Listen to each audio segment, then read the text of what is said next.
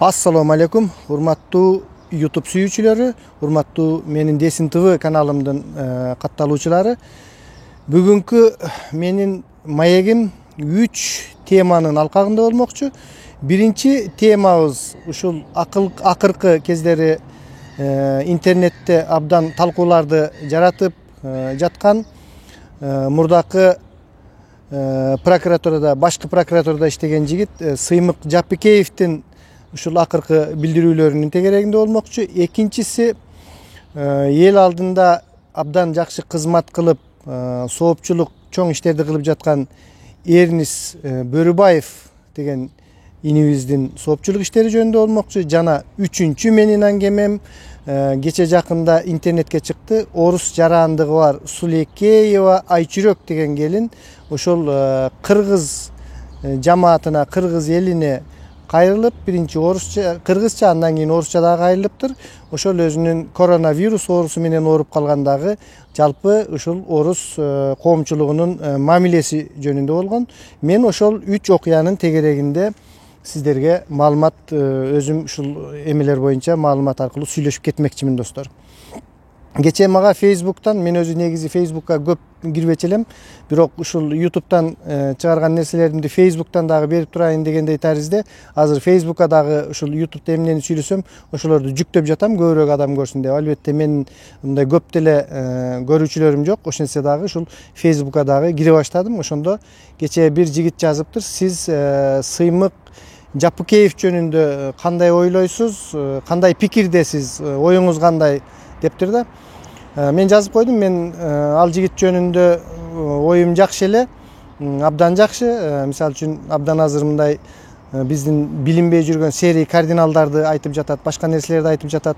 Мен айттым, сөзсүз түрдө бул жигитти жакында сотко беришет дедим. Албетте алар ошондой бай адамдардын өздөрүнүн күчтүү юристтери бар, башкалары бар. Ошол сот болуп ызы чуу башталганда биз бул жигитти жалпы коомчулук колдон келишинче коргоп калууга даяр турушубуз керек дедим. Ошол Facebook'тагы менин немелерими көрсөңүздөр балким окуп каласыздар, достор. Мен ошентип жооп бердим. Эми чын айтканда мен бул жигит жөнүндө бир аз сүйлөсөм, мына бүгүн дагы чыгыптыр. Абдан каттуу сөздөр менен, абдан бир жан кейитип, ушул кыргыз элине мындай балет этип, биздин ушундай коррупциялардын күч алып, биздин жаман жашап жаткандыктарыбызды ачык айтып, баягы жүрөк ыйлата турган, жүрөк титирете турган чакырыктар менен чыгыптыр.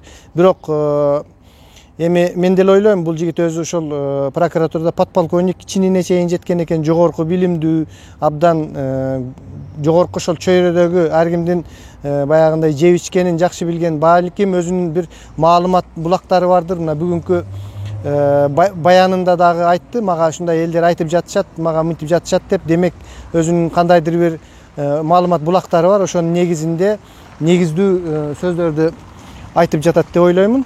Бирок мындай да, достор, эми айтканын айта беребиз. Ал эми далилдей келгенде бул нерсе өтө чоң ызы чууну жаратат. Мына мисалы үчүн азыркы кезге чейин ошол Райым Матраимовдор жөнүндө айткан азаттыктын кабарчыларынын ызы чуусу толук этегине чыгып бүтө элек.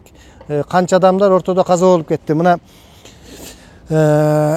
Сыймык Жапыкеев дагы айтып жатат: "Балам, токтот" деп, апам ушинтип күндө звонить этет деп. Албетте эне деген ошондой болот. Мында даже мен көп эле андай саясий эмелерге эме кылбасам дагы: "Балам, этият бол, өзүң кара, каяктагы эмелерге алдырба, билбеген нерсеңи айтпа" деп апам, карап калган апам ушинтип звонить этет да. Мен деле ошону түшүнүп турам. Бирок ошого карабай баягы патриоттуулук, жүрөктөгү айткың келген нерсени, айтам деген нерсени айтып турат экенсиң да адам. Айтпасаң, сөз кезеги келгенде айтылбаса ата сүлөт деп коебу. Ошондой, ошон үчүн ошентип айтып жатса керек. Бирок бул дагы Сыймык Жапыкеев айтып жатат: "Эгерде мени колдобосоңуздар, мен бул нерсени токтотом" дегендей кылып. Албетте биз колдойбуз ушул жигитти. Мындай кандайдыр бир кантип колдошубуз керек. Мен мисалы үчүн өзүм Россияда болсом, бирок ушундай канал аркылуу ошол Кыргызстандагы ушул Сыймык Жапыкеевдин жанында жүргөн адамдарга, балким билгендерге, ушул жигитти алып кетпесин, мындай коомчулукта бир резонанс жарата турган бир эмени түзүшүбүз керек да. Мындай кокустан эле жөндөн жөн эле бир келип кармап кетүү же бир башка эме болбош керек. Баягы чогуу туруп алдырып жибербей ушундай алдыңкы чыгып келе жаткан адамдарыбызды бир ушундай нерсеге чакырып кетемин. Албетте дагы көп нерселерди айтамын эгерде эме деп жатат.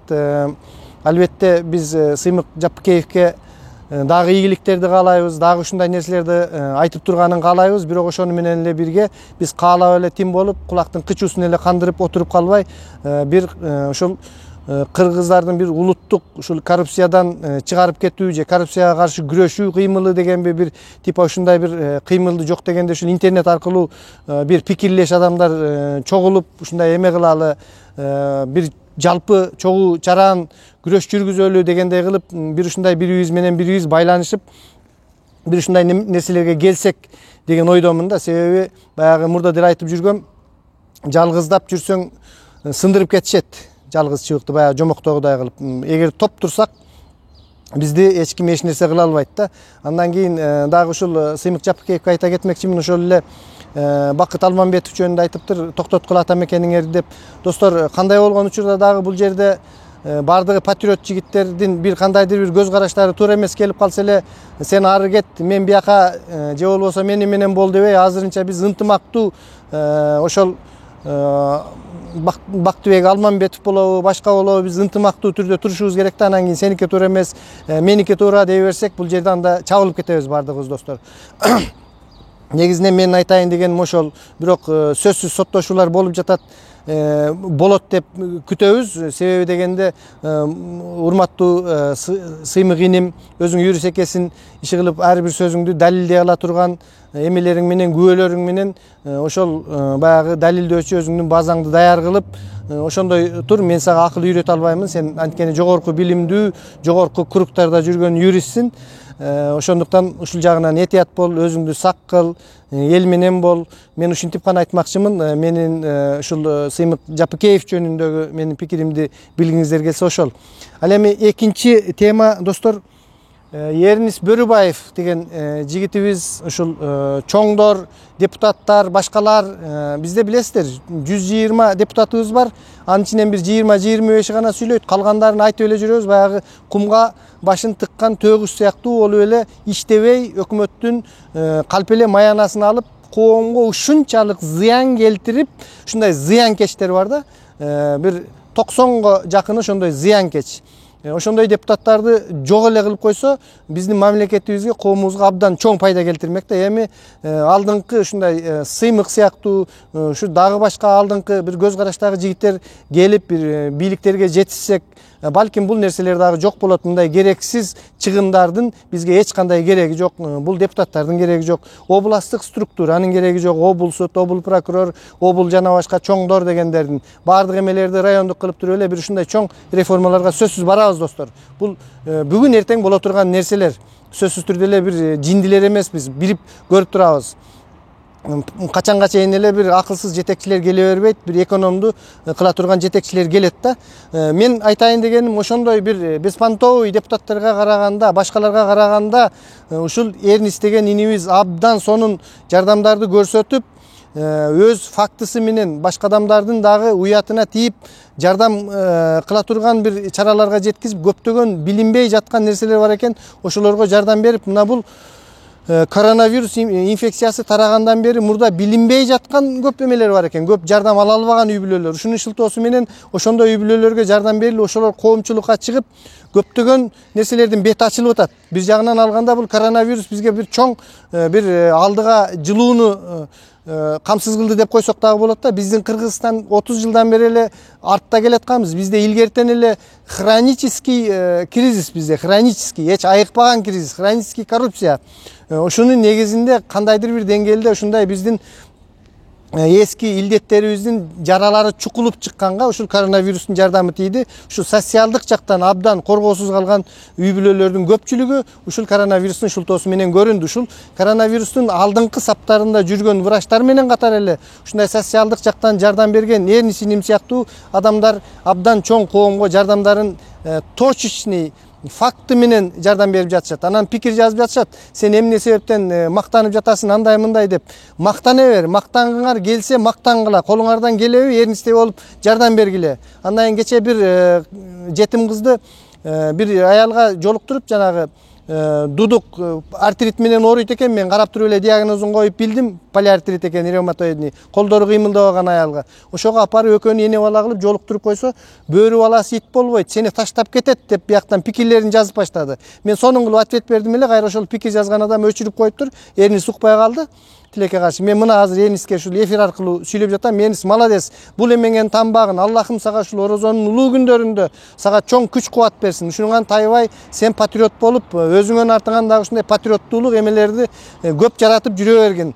Сенин ишиңе дайыма ийгиликтерди каалайбыз. Ошол мунуңан жазбагын буйруса депутаттык болобу, башка болобу, ушул Сыймык жана сен сыяктуу жигиттерди биз шайлоого, мына биздин ушул коронавирустун шылтоосу менен көзүбүз ачылып, көп билбеген нерселерибизди, көп биздин чыкпай жүргөн жигиттерибиз чыгып, көп айтылбай жаткан фактылар айтылып, ушунун баардыгы ушул коронавирустун шылтоосу менен болуп жатат, достор.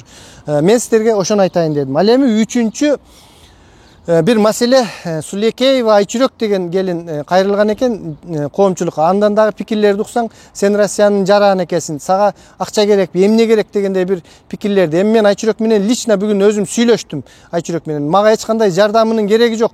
Бул жерден туура эмес мени пайдаланып кетиш дейт. Айчүрөктүн айтайын деген көйгөйү бул өзү 10 жылдан ашык стажы бар, медсестра болуп иштеп жүргөн, орто медициналык билими бар келин экен, Кара Суудан болот экен, ырларды жазат экен, мени менен кенен сүйлөштү.